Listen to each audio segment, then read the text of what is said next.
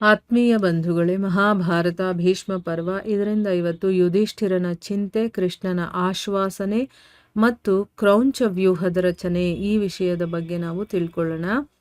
ಓದ ಭಾಗದಲ್ಲಿ ನಾವೇನು ತಿಳ್ಕೊಂಡ್ವಿ? ವಿರಾಟನ ಸೇನಾಧಿಪತಿ ಶ್ವೇತ ಸತ್ತಿರೋದನ್ನ ನೋಡಿ ರಾಜಕುಮಾರ ಶಂಖ ಏನು ಮಾಡ್ತಾನೆ, ಅವನು ಕೋಪ ಬಂದು ಶಲ್ಯನನ್ನ ಕೊಂದೇ ಬಿಡಬೇಕು ಅಂತ ಮುಂದೆ ಬರ್ತಾನೆ. ಶಲ್ಯನನ್ನ ರಕ್ಷಣೆ ಮಾಡ್ತಾರೆ. ಶಂಖನ ರಕ್ಷಣೆಯನ್ನ ಪಾಂಡವರ ಸೈನ್ಯದವರು ಮಾಡ್ತಾ ಇರ್ತಾರೆ.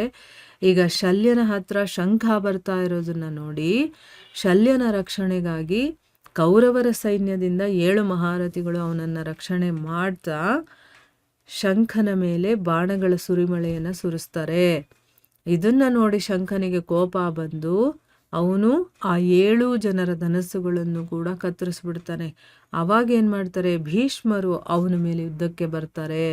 ಭೀಷ್ಮರು ಇವನ ಮೇಲೆ ಯುದ್ಧಕ್ಕೆ ಬರ್ತಾ ಇರೋದನ್ನ ನೋಡಿ ಪಾಂಡವರ ಸೈನ್ಯದವರೆಲ್ಲ ನಡುಗಕ್ಕೆ ಶುರುವಾಗುತ್ತೆ. ಆಗ ಅರ್ಜುನ ಶಂಖನಿಗೆ ರಕ್ಷಣೆಯನ್ನು ಮಾಡೋದಕ್ಕೋಸ್ಕರ ಭೀಷ್ಮರ ಜೊತೆ ಯುದ್ಧ ಮಾಡೋದಕ್ಕೆ ಅರ್ಜುನ ಬಂದು ಅಡ್ಡ ನಿಂತ್ಕೊಂಡು ಈಗ ಭೀಷ್ಮ ಮತ್ತು ಅರ್ಜುನರ ನಡುವೆ ಯುದ್ಧ ನಡೆಯುತ್ತೆ ಅನ್ನೋದ್ರ ಬಗ್ಗೆ ತಿಳ್ಕೊಂಡಿದ್ವಿ.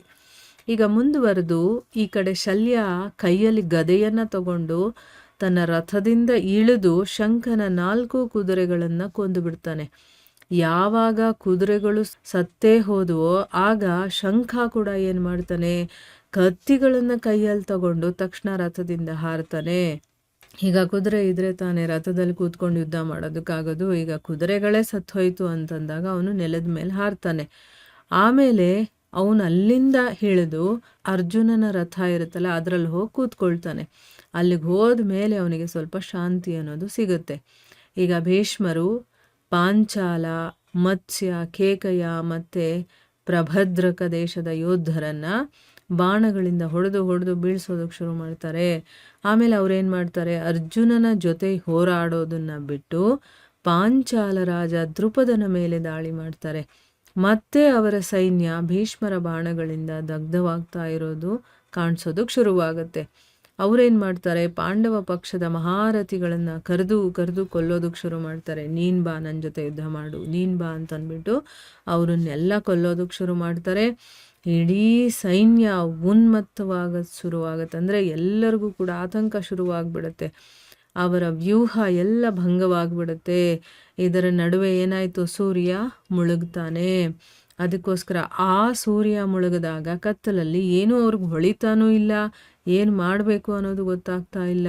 ಮತ್ತು ಭೀಷ್ಮರು ಬಹಳ ವೇಗವಾಗಿ ಮುನ್ನುಗ್ತಾನೇ ಇದ್ದಾರೆ. ಅವರಂತೂ ಯುದ್ಧ ಮಾಡ್ತಾ ಇದ್ದಾರೆ, ಆದರೆ ಇವ್ರಿಗೆಲ್ಲ ಕತ್ಲು ಆಗ್ತಾ ಇದೆ, ಏನೂ ಕಾಣಿಸ್ತಾನೂ ಇಲ್ಲ, ಏನು ಮಾಡಬೇಕು ಅನ್ನೋದು ತೋಚ್ತಾ ಇಲ್ಲ. ಆಗ ಇದನ್ನು ನೋಡಿ ಪಾಂಡವರು ಏನು ಮಾಡಿದ್ರು, ತಮ್ಮ ಸೈನ್ಯವನ್ನು ಹಿಂದೆ ಸರಿಸ್ತಾರೆ. ಬೇಡ ಬನ್ನಿ, ಯುದ್ಧ ಮಾಡಬೇಡಿ, ಇನ್ನೇನು ಸೂರ್ಯಾಸ್ತನೂ ಆಗೋಯ್ತು, ಭೀಷ್ಮರ ಜೊತೆ ಯುದ್ಧ ಮಾಡೋದಕ್ಕಾಗೋದಿಲ್ಲ ಅಂತಂದ್ಬಿಟ್ಟು ಹಿಂದೆ ಸರಿಸ್ತಾರೆ.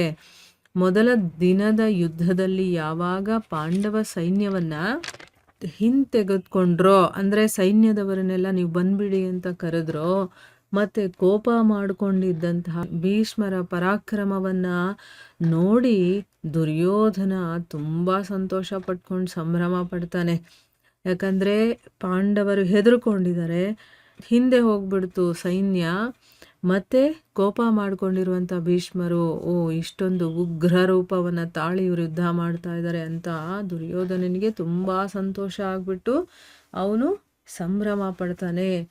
ಆ ಸಮಯದಲ್ಲಿ ಧರ್ಮರಾಜ ಯುಧಿಷ್ಠಿರ ತನ್ನ ಎಲ್ಲ ತಮ್ಮಂದಿರನ್ನು ಮತ್ತು ಸಂಪೂರ್ಣ ರಾಜರನ್ನೂ ಕೂಡ ಜೊತೆಯಲ್ಲಿ ಕರ್ಕೊಂಡು ತಕ್ಷಣ ಭಗವಂತನಾದಂತಹ ಶ್ರೀಕೃಷ್ಣನ ಹತ್ತಿರಕ್ಕೆ ಹೋಗ್ತಾನೆ.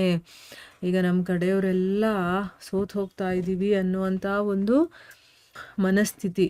ಮತ್ತು ಭೀಷ್ಮರ ಮುಂದೆ ನಾವು ಹೇಗೆ ಯುದ್ಧ ಮಾಡೋದು, ಅಷ್ಟು ಶಕ್ತಿಶಾಲಿಗಳವರು. ಸೊ ಅದಕ್ಕೆ ಏನು ಮಾಡ್ದ, ಈಗ ಭಗವಂತನಾದಂತಹ ಶ್ರೀಕೃಷ್ಣನ ಹತ್ತಿರಕ್ಕೆ ಹೋಗ್ತಾನೆ. ಮತ್ತು ತನ್ನ ಪರಾಜಯದ ಚಿಂತೆಯಿಂದ ಈಗ ನಮ್ಮ ಕಡೆಯವ್ರನ್ನೆಲ್ಲ ಅವರು ಏನು ಆರಾಮಾಗಿ ಕೊಲ್ತಾ ಹೋಗ್ತಾ ಇದ್ದಾರೆ, ಯಾರೂ ಅವರನ್ನು ಎದುರಿಸೋದಕ್ಕಾಗ್ತಾ ಇಲ್ಲ. ಅದರಿಂದ ಈಗ ಅವನಿಗೆ ಯೋಚನೆ ಬಂದ್ಬಿಟ್ಟಿದೆ, ನಾವೇನು ಸೋತು ಹೋಗ್ತೀವೋ ಏನೋ ಅಂತಂದ್ಬಿಟ್ಟು ತುಂಬ ದುಃಖ ಪಟ್ಕೊಂಡೀಗ ಭಗವಂತನಾದಂತಹ ಶ್ರೀಕೃಷ್ಣನ ಹತ್ರ ಹೋಗಿ ಹೇಳ್ತಾನೆ. ಏನು ಹೇಳ್ತಾನೆ ಅನ್ನೋದನ್ನು ನಾವು ಮುಂದಿನ ಭಾಗದಲ್ಲಿ ತಿಳ್ಕೊಳ್ಳೋಣ. ಇಲ್ಲಿಗೆ ನಾವು ನಿಲ್ಲಿಸೋಣ. ಹರೇ ಕೃಷ್ಣ.